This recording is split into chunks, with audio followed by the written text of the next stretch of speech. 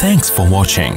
Don't forget to like, comment, share and subscribe to Mufti Tariq Masood, famous scholar. Mufti Tariq Masood speeches को subscribe करके bell icon पे जरूर click करें। जज़ाकल्लाह। क्या घर के काम काज बीवी की जिम्मेदारी नहीं है? एक मर्द, ओए होए होए होए, इन्होंने नाम नहीं बताया, इतने डरे हुए हैं भाई। एक मर्द, ना लोकेशन बताई कहाँ से बात कर रहे हैं, और बस एक अजनबी मर्द है भाई, कोई भी हो सकता है। कुछ लोग कहते हैं कि बीवी के ज़िम्मे घर का काम काज नहीं, जैसे झाड़ू पोंछा लगाना या बर्तन वगैरह धोना। इस बारे में वजाहत फरमाएं कि घरेलू काम किसकी ज़िम्मेदारी है। बहुत तपे में भाई। औरतों में मशहूर है कि क्योंकि वो अपने शौहर के लिए औलाद देती हैं, इसलिए इनकी ये ज़िम्मेदारी नहीं है कि वो घर के काम करें। देखो भाई, निकाह का जो बुनियादी मकसद है ना, वो नस्ल बढ़ाना है। हर मखलूक में अल्लाह ने नर और मादा का निज़ाम रखा है नस्ल बढ़ाने के लिए। इंसानों में भी यही है, और यही वजह है कि हदीस में निकाह से दूर रहने से मना किया है, और मुहद्दिसीन ने उसकी इल्लत बयान की है कि इस्लाम में निकाह से दूर रहना इसलिए नापसंद है कि ये औलाद की कमी का ज़रिया बनता है। तो जल्द निकाह का भी हुक्म इसलिए ताकि औलाद ज़्यादा हो, और फिर औरत के बारे में हुक्म है कि जो औरत औलाद तुम्हें ज़्यादा दे उससे निकाह करो। तज़व्वजुल वदूद अल वलूद फ़इन्नी मुबाही बिकुमुल उमम, आप सल्लल्लाहु अलैहि वसल्लम की सही हदीस है। तो निकाह का जो बुनियादी मकसद है ना, वो है नस्ल बढ़ाना। हर इंसान चाहता है कि उसकी नस्ल बढ़े, औरत भी चाहती है, मर्द भी चाहता है, और उसके फिर दुनिया में भी उनको फ़ायदे होते हैं, और जवानी में भी, और बुढ़ापे में भी, और आखिरत में तो बहुत फ़ायदा होगा। ये तो अब फैमिली प्लानिंग वालों ने नेचर के ख़िलाफ़ चला दिया। जैसे वो गे मैरिज का रिवाज दुनिया में चल पड़ा ना, वो नेचर थोड़ी है, लेकिन जो गे के आदी हो गए, अल्लाह की पनाह, उनको औरत में दिलचस्पी नहीं है। जो औरतें औरतों की आदी हो गई, उनके मर्द में दिलचस्पी नहीं है। तो इसी तरह जो फैमिली प्लानिंग के जहरीले नज़रियात से डस गए, उनको ज़्यादा बच्चे अच्छे नहीं लगते। तो ये फितरत के ख़िलाफ़ है, वरना इंसान की हमेशा से ख्वाहिश रही है कि औलाद ज़्यादा हो। कुरान मजीद में तो पिछली उम्मतों में जब अल्लाह ने पैगंबर भेजे, तो वो पैगंबर उन कौमों को बताते थे कि तुम अल्लाह की इताअत करो, इससे तुम्हारी नस्ल बढ़ जाएगी, अल्लाह तुम्हें बच्चे ज़्यादा देगा। तो अब आप अंदाज़ा लगाओ, ये तो नस्ल का ज़्यादा होना तो अल्लाह की नेमत है। कुरान ने औलाद के बारे में क्या कहा? यहबु लिमन यशाउ इनासा व यहबु लिमन यशाउ ज़ुकुर। जिसको चाहता है बेटे हिबा कर देता है, जिसको चाहता है बेटियां हिबा कर देता है। तो हिबा गिफ्ट को कहते हैं, तो औलाद गिफ्ट है, ये पेनल्टी नहीं है। रहा ये टोपी ड्रामे जो आजकल चल रहे हैं कि तरबियत नहीं हो सकेगी, इन सब बातों के मैं अपने बयानात में जवाब दे सकता हूँ। औलाद ज़्यादा होती है तो तरबियत ज़्यादा अच्छी मुमकिन है, क्योंकि बहन भाई खुद एक दूसरे की तरबियत कर रहे होते हैं लाशऊरी तौर पर। बाकी तरबियत ना करने का किसी ने फैसला किया, वो तो एक बच्चे की भी नहीं करेगा, बिगड़ जाएगी, वो तो तबाह हो जाएगा, यानी वो बच्चा भी बिगड़ जाएगा। तो और अगर जो है तरबियत की कोशिश करेगा तो ज़्यादा की तरबियत आसान होती है, क्योंकि वो एक दूसरे को संभाल रहे होते हैं। और वैसे भी बच्चे इकट्ठे पैदा नहीं हो जाते। अगर किसी के 10 बच्चे हैं तो 10वां जब होता है तो पहला वो जवान होकर बाप के साथ कामों में हाथ बटा रहा होता है, तो इकट्ठे थोड़ी हो जाते हैं बरसाती मेंढकों की तरह। तो लोग ताना देते हैं ना, बरसाती मेंढकों की तरह बच्चे पैदा करते रहो और कोई काम नहीं। बच्चे बरसाती मेंढकों की तरह पैदा होते ही नहीं है। 10 बच्चे अगर किसी के हैं तो 10वां जवान हो चुका होता है, फिर पहला जवान हो चुका था, फिर 10वां मार्केट में आता है, और वो जो पहले हो चुके होते हैं वो काम में हाथ बटा रहे होते हैं, बेटियां माओं के साथ हाथ बटा रही होती हैं। तो ये सारे फजूल किस्म की चीज़ें हैं जो माशरे पे मुसल्लत कर दी गई हैं। रिस्क की तो तंगी का मुसलमान तो सोच ही नहीं सकता। नहनु नरज़ुकुकुम व इय्याहुम, अल्लाह कह रहे हैं औलाद हम तुम्हें देते हैं तो रोज़ी भी हम तुम्हें देंगे, इनको भी तुम्हें भी।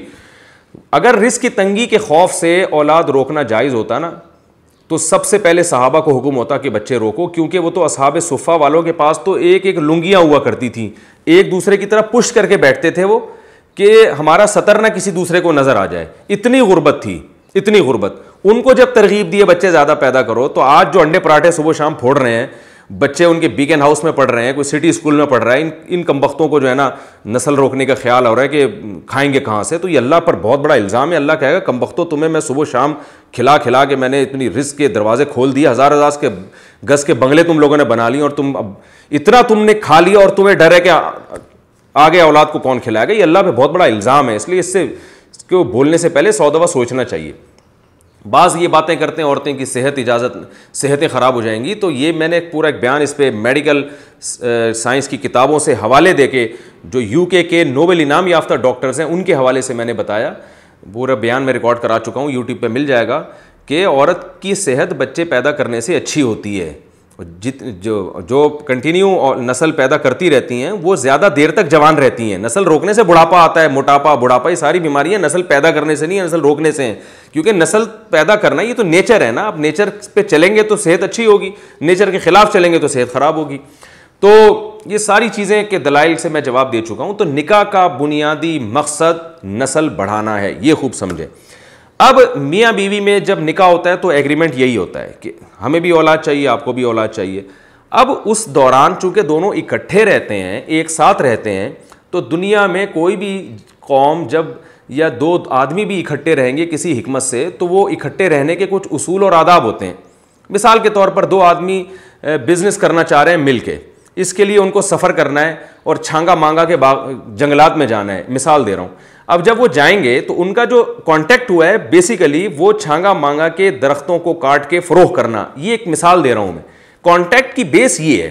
لیکن سفر کے دوران وہ کیا کریں گے, اپنے کاموں کو ڈیوائڈ کریں گے کہ یار تم ایسا کرو, تم جہاز کا ٹکٹ کرواؤ, میں اتنی دیر میں بیگ تیار کر رہا ہوں جو ہے نا, تم ذرا دیکھو کہ کون سی ایئر لائن سے جانا مناسب ہوگا, یا دوسرا تم وہاں تم یہ کام کرو, میں یہ کام کرتا ہوں, تم وہاں چھانگا مانگا کے جو جنگلات ہیں ان لوگوں سے رابطہ کرو, خلاف قانون ہے یا نہیں ہے یہ ٹینشن ہے تم اٹھاؤ, میں کھانے کا انتظام کرتا ہوں.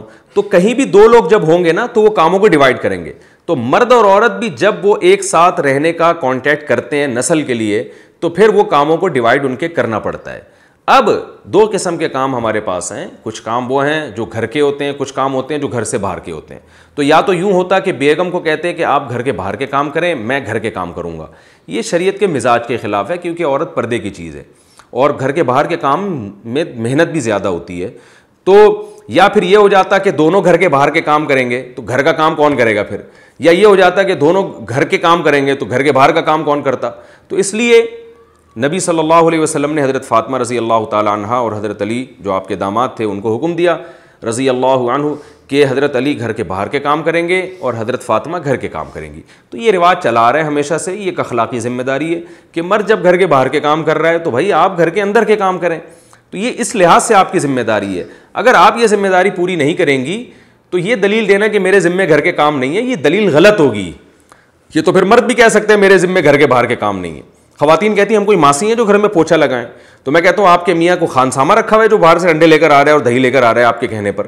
تو جیسے وہ گھر کے باہر کے کام کرنے سے خانسامہ نہیں بن گیا تو آپ گھر کے کام کرنے سے ماسی نہیں بن گئی ہیں. ہاں جو مالدار لوگ ہیں ان میں مرد گھر کے باہر کے کام نہیں کرتے, انہوں نے نوکر رکھا ہوا ہوتا ہے, تو وہ گھر کے اندر کے کام بھی خواتین سے نہیں لے سکتے. وہ خواتین جو ہے نا وہ پھر گھر میں ان کو ایک خادم لا کے رکھیں گی. اس لیے فقہاء نے بیان کیا اگر آپ بہت کسی مالدار عورت سے شادی کرتے ہیں جن کے گھروں میں کام کا رواج ہی نہیں ہے, انہوں نے ماسیاں رکھی ہوئی ہوتی ہیں, تو پھر مرد کی ذمہ داری ہے وہ بیوی کو نوکر لے کر دے, وہ کوئی ماسی کا انتظام کرے تاکہ وہ گھر کے اندر کے کام کرے. وہ تو کیونکہ قرآن نے حکم دیا نا عاشروہن بالمعروف, ان سے عمدہ طریقے سے پیش آؤ. تو عمدہ طریقہ ہر ایک کا مختلف ہوتا ہے. کلچر بھی بتاتا ہے بعض دفعہ کہ یہ اس کے لیے تو مناسب ہے, اس کے لیے مناسب نہیں ہے. تو جو بڑے کروڑ پتی لوگ ہیں, بڑے بڑے گھروں میں رہنے والے لوگ ہیں, ان کی عورتیں گھر میں کام نہ کریں تو کوئی گناہ نہیں ہے, کیونکہ وہ اپنے ابا کے گھر میں کبھی انہوں نے کیا ہوتا, وہ ماسیاں رکھی ہوتی ہیں, ملازمین رکھے ہوئے ہوتے ہیں. تو آپ نے بڑا اونچا ہاتھ مارا, آپ خود جناب دکان آپ کی پکوڑوں کی تھی, شادی آپ نے کسی اونچی فیملی میں کر لی جو گھروں میں ان کی عورتیں کام کرتی نہیں ہیں سرے سے, تو وہ یہ عورت کہہ سکتی ہے کہ میں نے تو کبھی دیکھا نہیں کہ گھر میں پوچھا ہوتا کیا ہے, جھاڑو ہوتی کیا ہے, ہم نے تو اپنے باپ کے گھر میں ملازموں نے کام کیے ہیں, تو آپ بھی ملازم کا انتظام کریں.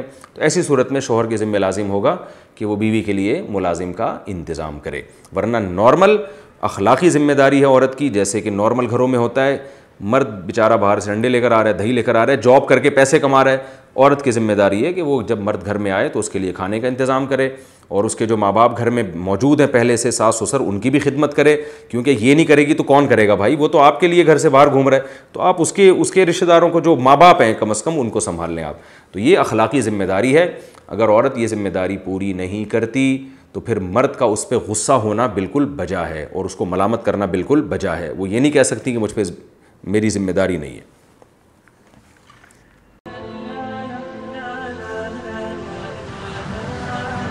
Thanks for watching. Don't forget to like, comment, share and subscribe to Mufti Tariq Masood Speeches channel.